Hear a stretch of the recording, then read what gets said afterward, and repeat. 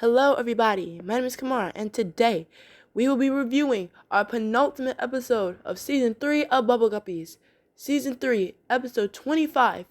A dolphin is a guppy's best friend. In this episode, Molly, Gil, and the Guppies must lead a baby dolphin named Buddy to his surprise birthday party.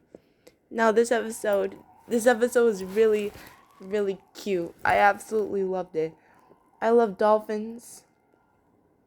And y'all might be shocked to hear me say this, but remember, I like these shows equally the same. Okay, if it came to this episode and the Backyardigans episode, the Great Dolphin Race, I would watch this one more over that one. I know, it's just that I don't know. I just feel like if I want to watch a dolphin centric episode, I feel like this episode more often than not comes to my mind. Not saying that the Great Dolphin Race is like a bad episode of the Backyardigans. I'm just saying, like, I feel like this episode has a bit more to offer, you know? Like, about maybe it has something to do with like facts about dolphins and stuff like that. But other than that, this episode is really, really good for being the second to last episode of this season.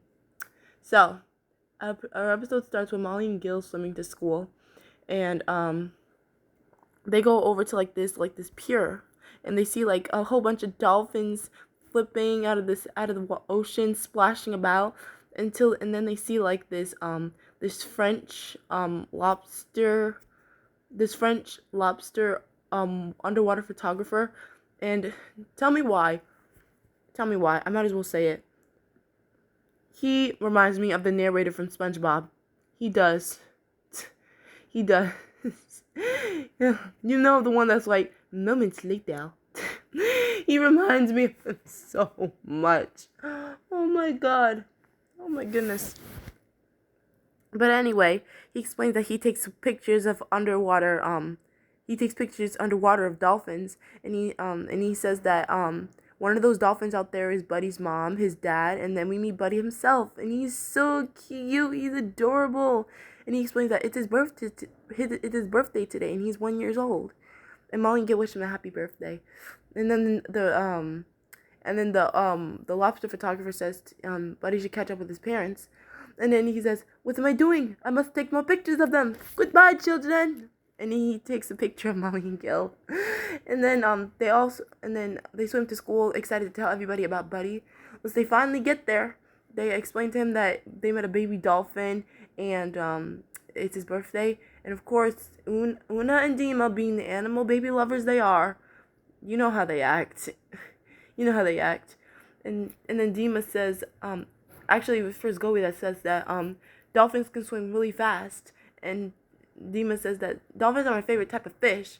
And then Nani says that dolphins aren't actually fish. They're mammals, like dogs and cats. And then Dima, she's like, huh? Oh god, I love me some Dima. I do. And then we have that voice crack. And then we have our question segment about what do dolphins have.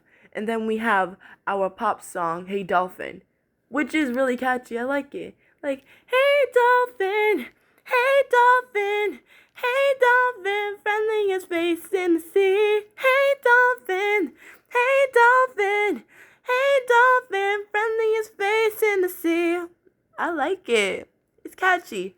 And then we have our shop segment, Lost in Sound. And it turns out Una, she lost her star, which I know how it feels to lose something that means a lot to her. That means a lot to you, you know? And her seeing her without her star is just, I like how it's like so subtle. The way that they animated her star off of her head is so subtle, but yet still noticeable. Like, I want to say somebody like above the age of 5 would be able to notice that, like, hey, Una doesn't have her star, you know? So, yeah. And then during this shop segment, we have a dolphin named Echo that Dima calls to the warehouse to help find their Una star. And and the little interactions between her and Una here are very funny. And she says, you know what's great to have when you can't see in the dark? Una says the most common thing ever that I feel like anybody would say. A flashlight? And then Dean says, a dolphin. And then she says, makes sense to me. and then also when she tries to call the dolphin to the warehouse, she's like, can you send the dolphin to the warehouse? I kid you not. 2 seconds later, dolphin zooms past them. Well, they sent it to the warehouse. You didn't say you wanted it fast or slow. But overall, it was a good segment. And I like how we got to learn about echolocation. I like that. And then we have our shop. No, I mean, sorry. I always do that. Our lunch segment, and Nani got tail mix, which this is one of those lunches that you secretly can still eat. It's just like, honestly, I feel like that would be something like you see at Universal, with the like little design packaging of it. And I like how they even have like little M&Ms in there, like little candies, because like the trail mix you see in the store, they'll have like little M&M candies. I kid you not, whenever somebody has trail mix or any type of mix with peanuts in it, and they have the candies in there, I'm like, can I have some? And I'm like, sure. They're like, sure, let me pour it in your hands. And I'm like, no, I only want the M&Ms. Let me pick up the M&Ms. And they're like, oh, okay, your choice. And then we're back with the little fishies. And we're going to be seeing them this and next episode. So, just when I thought we were going to have the rest of the season little fish shenanigan free, I was wrong. Because Gil is teaching them how to speak like dolphins. And even Molly's saying, I didn't know you know how to speak dolphin. He said, it's totally easy. And they told them to say hello in dolphin. But then the third fish that he asked to say it, it just mocks him. She says, say hello. And then the fish is like, hello. He's like, no, say hello like a dolphin. And then the fish says, hello like a dolphin. Oh my God. Not gonna lie. It was kind of cute, but come on now. Like, give the guy a break.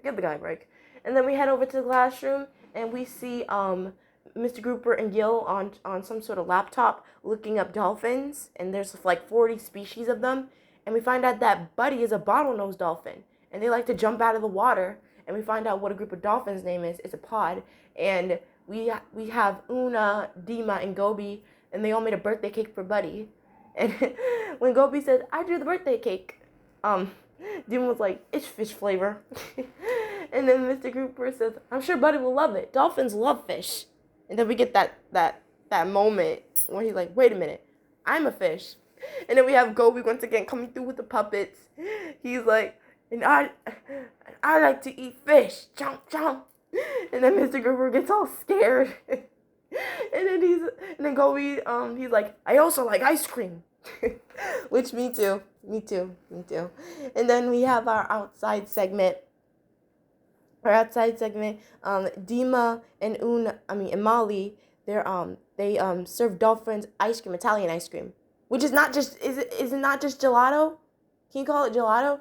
I don't know if they thought that word would be like too complicated, but I'm just saying, as somebody who loves Italy, it's just a little nitpick. But I really like it, and their attire, and I really think it's funny. I don't know if Grace Kaufman actually knows a lot of Italian, or she just spoke like Italian for this episode, because the way she speaks Italian for Dima is so much fun. I can't do her justice enough because it's legitimately funny. And she's saying, Mamma mia, and delicioso, mwah, if you're a dolphin. It's just straight up fun. It's fun. And we also have one of the rare cases in the stories where it's the Guppies who misunderstood the somewhat antagonist with the tiger shark. With all along, he didn't mean to scare anybody away. He just wanted some ice cream. But they kept on swimming away from them. Which I'm happy, I'm happy that he didn't want to just scare people just to scare people. He legitimately wanted some ice cream. And I like it when he finally gets his ice cream. Dima's like, open wide, please. And then they see all of his teeth. And Dima once again, she's like, Mamma mia. Oh my God. It's a good story ending. I like it. And then we have our dance song with the dolphin dance. And out of all the moves they did in the series, this one is by far my favorite. Like, the way they move, it's just really fun. It just gets me giggling. Like, the way they're moving, like, it reminds me, no joke. It reminds me, old cartoons, like from the, like, Fleischer or, like, Disney, like, the old Mickey Mouse. Betty Boop, the way that they're moving, it kind of reminds me of the rubber hose technique. For those of you who don't know what that is, it basically looks like characters in back in the day with that type of animation. It looked like they have no bones, like they're literally made out of rubber, you know. So that's what this kind of reminds me of. So yeah, I like it. Then we have another Molly and Gil segment. Gil this time is teaching the little fish how to be careful when it comes to nets. Because when people are fishing, it's actually a real occurrence in real life. When people are fishing, they can actually catch unsuspecting sea creatures. And sometimes, most of the time, people don't give a darn about it.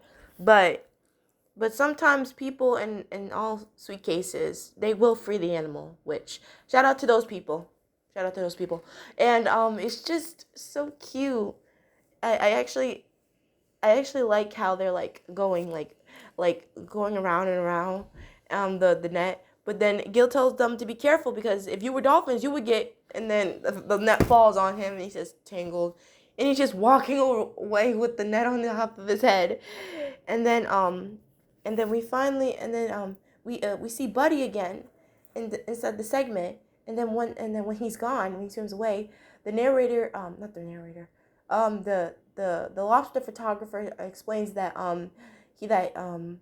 they need him to take Buddy back to his pod for his surprise because it's his birthday, but they have to be sure not to tell him because it's a surprise.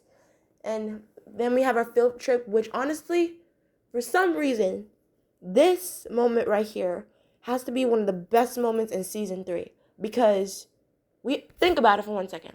Think about it. Do we really see the Guppies? Name one time that we see the Guppies, actually swim within, I don't know what that noise was back there, the little green reefs, the pretty scenery. When was the last time, besides swimming to school, besides swimming to any field trip, any activity in the classroom, do we see them actually take the mermaid game seriously? Not saying they're not mermaids already, but think about it. I'm sorry, but this moment right here when they're swimming with Buddy has to be one of my favorite moments in the series. The music in the background, it's so majestic. You cannot tell me that this is not giving Little Mermaid energy. This is giving some sort of Disney movie opening. For some reason it does. In my opinion. And then once they finally get to this really awesome looking castle, it's so pretty. It's pinky, it's corally. I love it. This, if I was a mermaid, this would be my dream castle. And then once they finally make it inside, it's all dark. And then Dima, she says, "I found the light switch." And then she turns it on. We hear in the distance, she's like, "Doesn't work."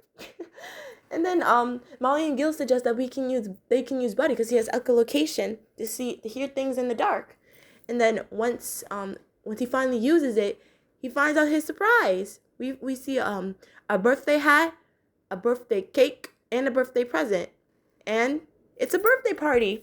And they start singing to him, which I'm surprised they didn't use the Happy Birthday song because they used it in season 5. I mean, maybe I don't want to say that. I don't know, but it reminded me of that Teen Titans Go episode where they're trying to sing Beast Boy Happy Birthday, and then Ron was like, "That song is off limits. We can't afford it." And I don't even watch Teen Titans Go that much, and that moment for some reason sticks with me forever.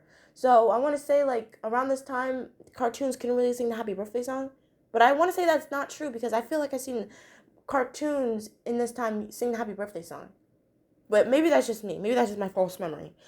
But instead they sing to him, "For he's a jolly good dolphin, for he's a jolly good dolphin, for he's a jolly good dolphin, the friendliest face in the sea," which is really cute. And we even see returning characters. We see Mr. Grumpfish. We see the pirate captain from from our season 2 premiere, and Gobble Gobble Guppies, and we even see quite surprisingly that lady that got her glasses mixed up with Nani in Come to Your Senses. So, yeah, I feel like we have a good amount of returning characters. I feel like we do. And then Una finally gives Buddy the birthday card that her, Dima, and Gobi created, which is really cute, and he likes it. And that's the end of our field trip segment. Everybody's enjoying Buddy's birthday. And then I also like Molly and Gil's little party hats. And then we have the ending, Molly and Gil segment. Gil's trying to use echolocation to find the little fishies. And we see them at first, and he thinks that he has them for a second. He's like, wait a minute, I hear them. They're right in front of me. But he got a fish, but not the fish he wanted.